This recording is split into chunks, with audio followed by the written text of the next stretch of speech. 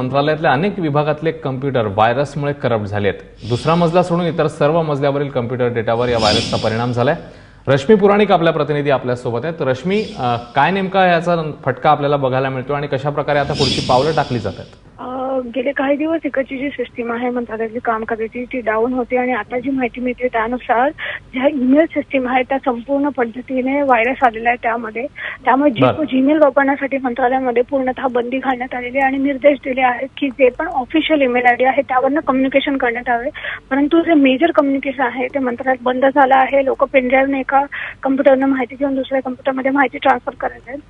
पूर्ण email system बंद झाल्यामुळे कम्युनिकेशनचा मोठा प्रॉब्लेम होत आहे। पुढच्या 8 दिवस ही संपूर्ण सिस्टीम पूर्ववत आणण्यासाठी वेळ लागणार आहे। आयटी डिपार्टमेंट आपल्या पद्धतीने काम करत आहे, परंतु जर आपण बघितलं तर मंत्रालयात एकूणच ह्याबाबत चर्चा चालू आहे आणि संपूर्ण कामकाजाला देखील कुठेतरी खेळ बसलेली आहे, कारण ईमेल सिस्टीम ही बंद पडलेली आहे आणि काही ठिकाणी असा दावा करण्यात येतोय की डेटा कुठे करप्ट झाला किंवा लॉस झालेला नाहीये आणि डेटा रिकव्हर करता येईल अशी देखील माहिती समोर मिळते। पण अजूनही असं ऑफिशियल स्टेटमेंट आलेलं नाही। सध्या जी माहिती मिळते ती अशीच आहे की अजून 8 दिवस तरी ह्या सर्व गोष्टी पूर्ववत होण्यासाठी लागणार आहेत। रश्मी, धन्यवाद या सगळ्या सविस्तर माहितीबद्दल।